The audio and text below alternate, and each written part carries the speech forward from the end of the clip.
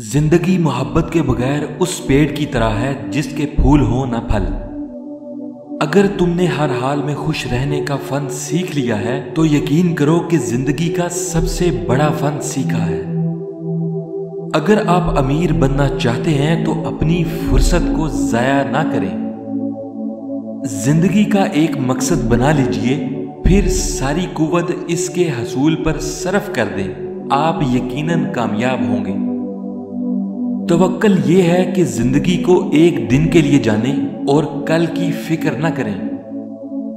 अच्छी जिंदगी की 4 निशानियां हैं: नेक गुफ्तार, नेक किरदार, नेक नियत और नेक सोहबत।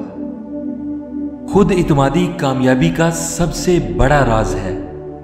खूबसूरती अगर हमारे अंदर मौजूद नहीं तो ये कहीं नहीं मिलेगी। जो चीज हासिल नहीं हो सकती उसकी ख्वाहिश करना फजूल है। जिंदगी इसलिए हसीन लगती है कि इसमें मौत का खौफ शामिल है। जिंदगी में कामयाबी के लिए पहली जरूरी शर्त यह है कि हम हैवानात की तरह हलीम, साबर और मेहनत कश हों। दौलत की नुमाइश वही लोग करते हैं जिनके पास दौलत के सिवा कुछ भी नहीं होता।